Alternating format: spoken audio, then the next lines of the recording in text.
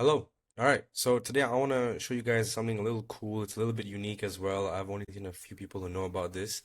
But basically, it's a way to make sure that you can always edit the specific parts of an image. You know how, look, for example, here I have Gemini open, and I said, can you just change the text in this image to what is to give light must endure burning? And then it gave me this. What is to give light must endure and done new burning. So it's done a great job of maintaining the base image is perfectly fine. It's just that the edits are a little bit off. Now, when you do what I'm going to show you how to do, you get something like this. So I said, can you change the text? What is to give light must endure burning. I sent it this, and it gave me back this. Literally a perfect change, right? A perfect change. And I have another one here. I said change the sweater to a pinstripe shirt, make the hair wavy, add a mustache and a short beard, and make the glasses rectangular. And it kept everything else the same. So the way you do this is by something called modularization. Now, modularization is basically when you take an image. So for example, we would say, I gave it this image and I said, create an extremely detailed and highly verbose JSON schema to modularize this image. And it gives you this. And then you go through multiple iterations of bettering and bettering the verbosity and the style of the image until you are happy with what it looks like.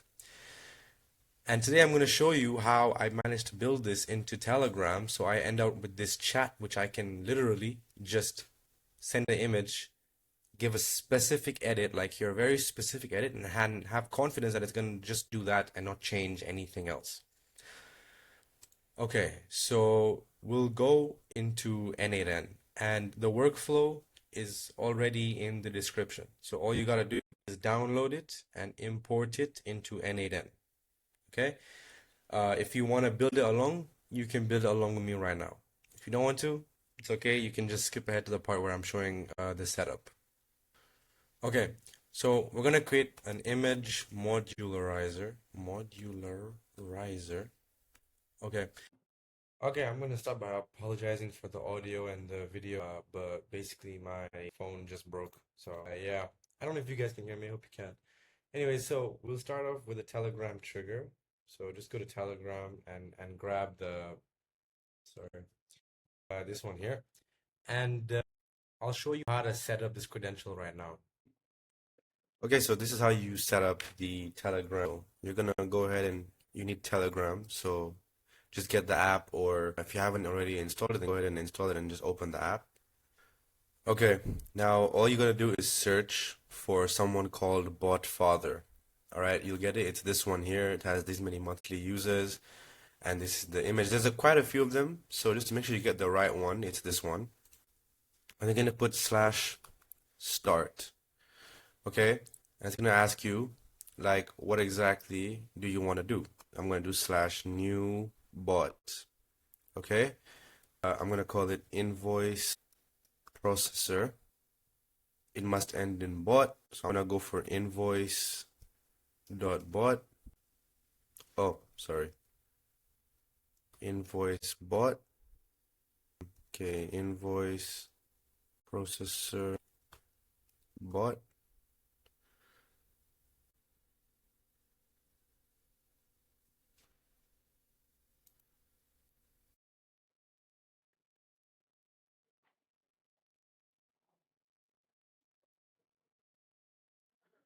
Oh my goodness me. Okay,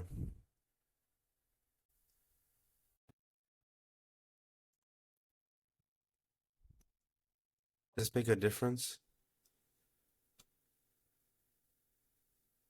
I don't think it makes a difference. All right, we'll go for invoice 1234 underscore bot.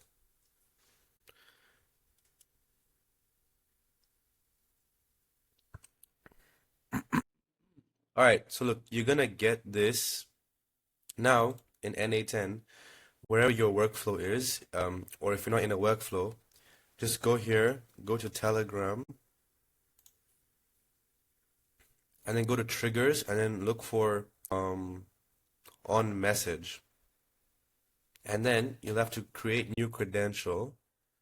Now it's asking for the access token. Now if you go here, you see this is the access token. Okay, so I'm gonna just copy this here.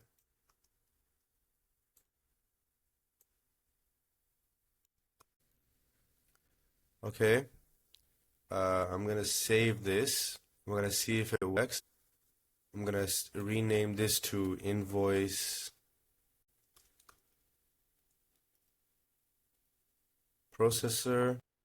Okay, I'll save that. Now you can see I have that as an option in all of my other ones. So I have invoice processor. Now you see if I execute this workflow, it's not gonna run right now. Okay. Now I'll click on this. I'll click start. It sent start, and now this one received it. So you can see again if I run it again, okay, I'll now say hi. It comes through hi, and this is the chat ID. All right, you need to remember that this is what we're going to be using to refer to this chat. So that's how you set up the credentials for Telegram. Okay, so now that you have that all set up, what you can do is you can pick the one that you had set. So, for example, mine was Agent 1. And since we'll always have an image, what you need to do is just go Telegram and do get a file. We're doing that because it's, and pick the right credential.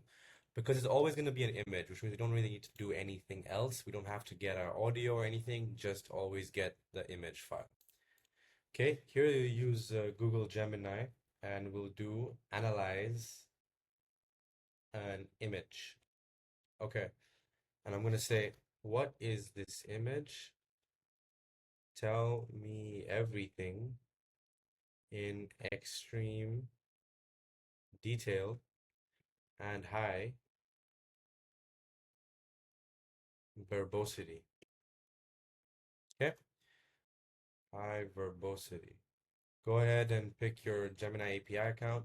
And for the model, look for 3 Pro Preview because that's what we're going to be using for this. The file ID will come through in a second. So if you want to get that right now, I'm going to just disable that. I'm going to grab my Telegram and I'm going to just forward it a different image, perhaps a new image that you can see how this works. Let's see if I can just quickly get some kind of image.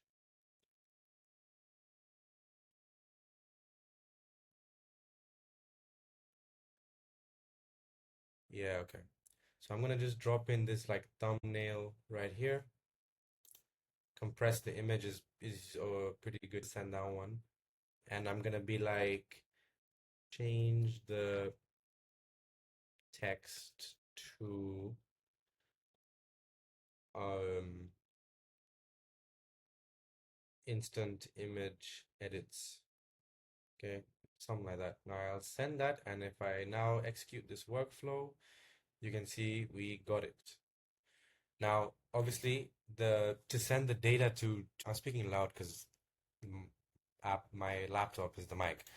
To send the data here, we need to actually get it, and that's what this is for. So I'm gonna pin this, okay, and I'm gonna go into this one, and I'm gonna look for photo 3. You want to get 3, don't get 2 or 1. Those are very small pictures. Okay, so make sure you grab number 3 because it increases in, like, look at the width and height, right? This is 320 by 176. This is 800 by 441. This is 1280 by 706. This is the one you want to get. So get this one, and for the file ID, just put it in there. And if I execute this step, I can now actually look at the image that I uploaded. Okay, so let's pin this. And here, what did we say? What is this image? Tell me everything in extreme detail and high verbosity. So I can execute that step and we can let that run. Now, here's the thing. We're now gonna get an OpenAI model message. And what I want to point out is that for the OpenAI one, you have your analyze image here. Okay. Invalid response from Gemini API. See, that might be because there's a human being in the picture. It's like it's me, right? I'm the human in the picture, but I think that that might be the reason. So what we'll do is gonna use OpenAI for this and see how it does. I'll copy this, come here, paste this in here. Uh, the model we'll use GPT-4o, analyze an image, and turn this to binary file so it gets the data. Now, if you don't have credentials here, I'm gonna show you how to set them up right now. Let me show you how to do platform.openai.com. You'll end up here. We can just search for API keys, okay? Now, I have a lot of API keys. I'm going to show you how to get your first API key, which is a free one that you get from OpenAI. So you go to API keys and you will get your test key when you make an account. Okay, you'll get a test key when you make an account. And then you get like I think $5 of free credits to just test everything out. When you want to reimburse that, you go to billing and you go to add credit balance and you can pick how much you want to add. So get this. Then go to API keys and then press create new secret key. I'll call this YouTube id underscore 0606 default project, create new secret key. Okay. Now I'm gonna copy this key. I'm gonna go back to NNN. I'm gonna press create new credential. I'm gonna paste in the API key. This was called YouTube 0606. You don't have to do this. This is just so I know which key is what, right? And I don't want to mix them up. Save. Awesome. If you have no money, this will not work. Yeah, so as you can see, that's how you set it up. And so I have my YouTube 606 now. I have it there so I can pick it as my credential, and you can pick your own as your own credentials. Okay, now we'll see if this works. Hopefully it does.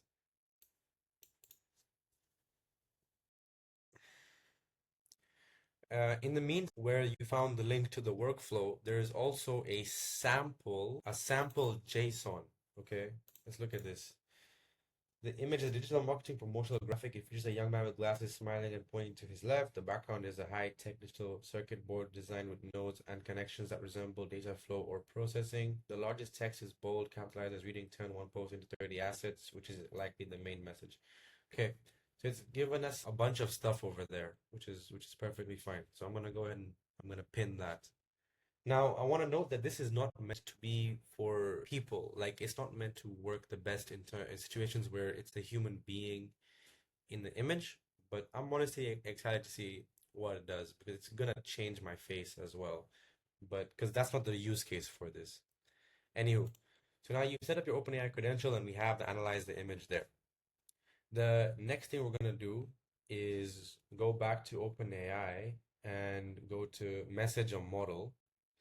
All right, and this one, I'm gonna say here is the image description, and we'll give it this, which is the image description, and we'll add another one for the system and say that you are an image modularizer.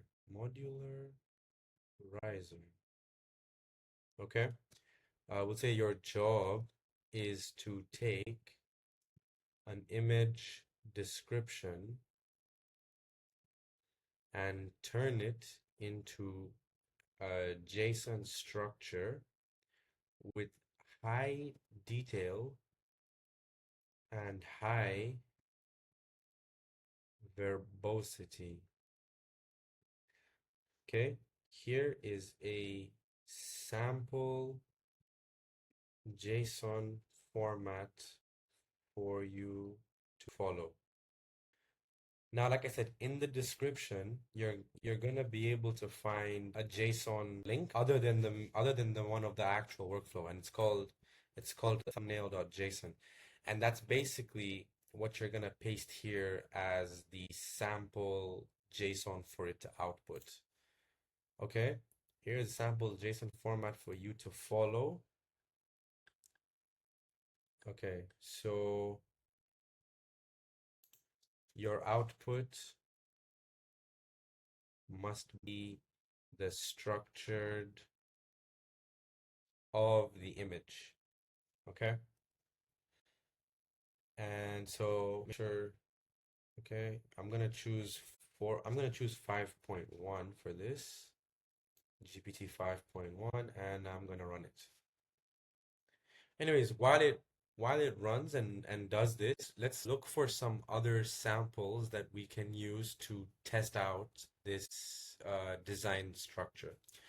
So I've gone here and I've just looked for like pictures of pencil drawn car. You know, you might want a pencil drawing, but you want it to be specific. Like, let's just say, for example, you like this, like you like the way that this looks. So let me open this in a new tab. Okay, that's a very small image. Um,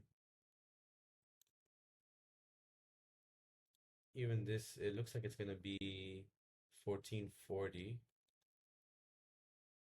Yeah, it's gonna be 1440. Okay. Okay, like see, this is nice, right? We got the hand there, we got the this is definitely AI though. But like okay, drawing ideas. So let's see, maybe we can go for, I mean, this is quite nice. Can I just open this one? Okay, so I'm gonna just go ahead and take a screenshot of this, and I'm not gonna include that person in the corner. Actually, let's just include that person in the corner. I mean, it probably show us the real capabilities of the system. Okay, cool. Now I have that. Let's go back to NetN. What does it got? Image dimensions, width, height, aspect ratio, orientation, landscape, layer 3. Wow, wow, wow. Awesome stuff. Awesome stuff. Okay. Now here you can go to Gemini, although I don't think it will generate the image because there's a person in it. So what we can do is let's go ahead, and we've seen that it's capable over here of doing the whole future aesthetic without competing with text, spatial constraints, exclusion rules.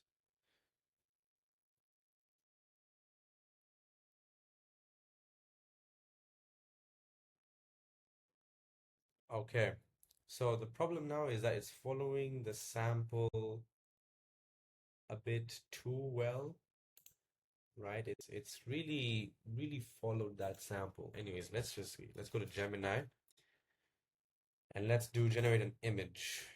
Okay, and probably gonna have to switch to GPT, but let's just see.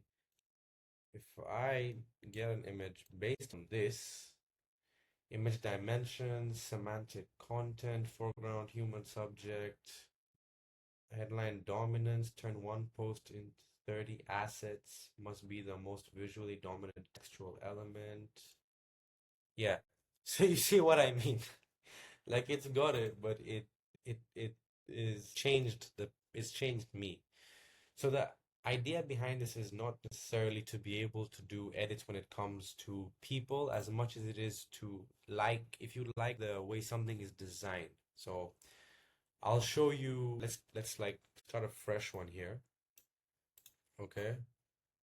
And what we'll do is add a Gemini model here. We'll say message a model. All right, message a model. We'll go for 2.5 Pro. I'll say your job is to take the edit from the user and modify the JSON image description based on that edit. Change only what needs to be changed. All right, we'll make that the model. And then for the user, I'll say here original JSON and we'll give it this.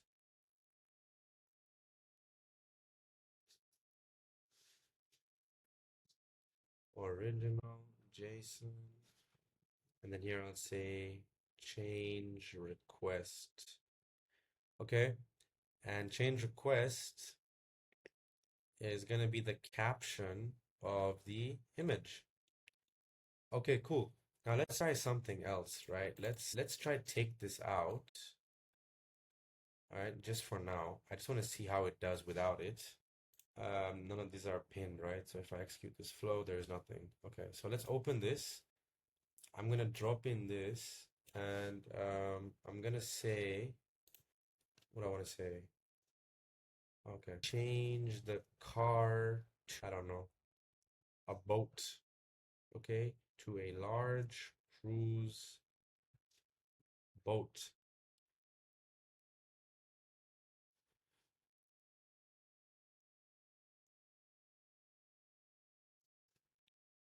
So this one only underwent compression of, why did it only get compressed into this? Oh, that's still pretty big. Okay, that's fine. Let's go ahead and pin this. Okay, and let's run this.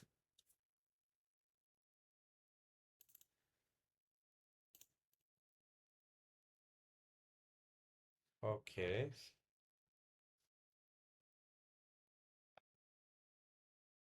So this is gonna do the JSON after the analysis is done. Then this is gonna, I want to see what exactly does this give us as the JSON output.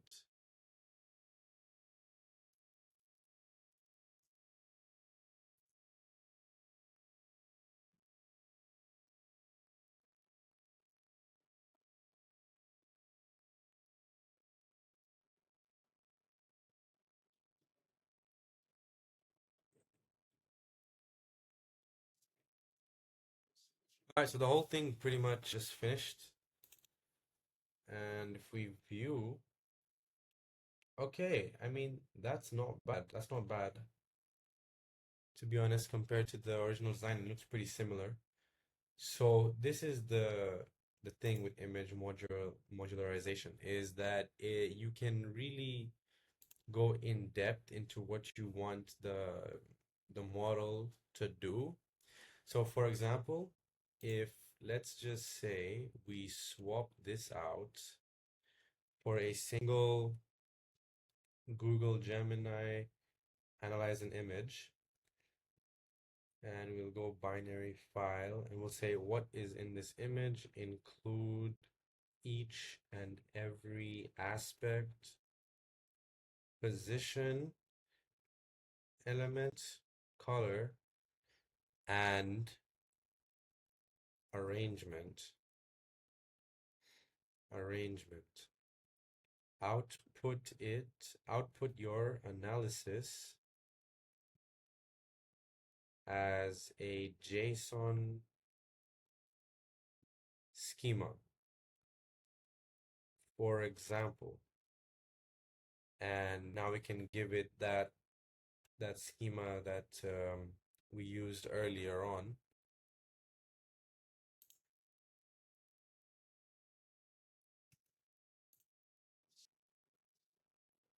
I don't know if that will work. If this won't work, I'm not entirely sure, to be honest. There's only one way to find out.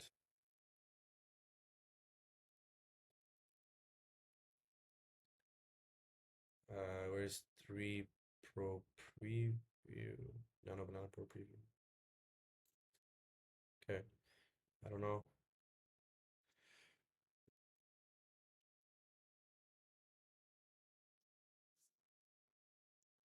There's always like some kind of experimentation that you need to do with this kind of stuff because you're not entirely sure about which use case would each do better in. I mean, that was a bit fast, I'm not gonna lie, that was quite quick. Yeah, because a lot of it was, well, nothing. Let's go for a 3 Pro Preview.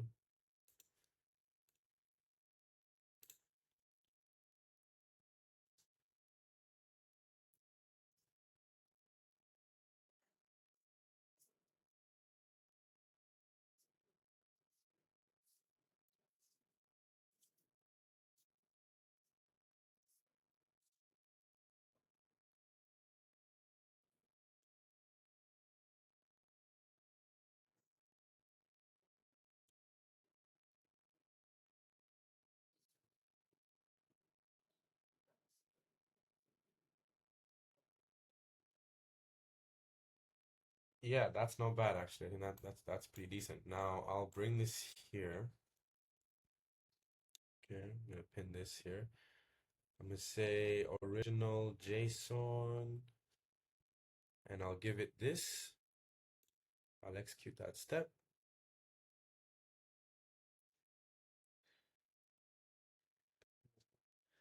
All right, so this is giving us its own output now. So the final test will be to see how well this one generates. Actually, I've downloaded the last one so we could have compared them. Anyways, it's all right. Let's see how this one does. This is now done differently. We've given the template directly to the image gen model, I mean the image analysis model, rather than have it been layered like it was in the past.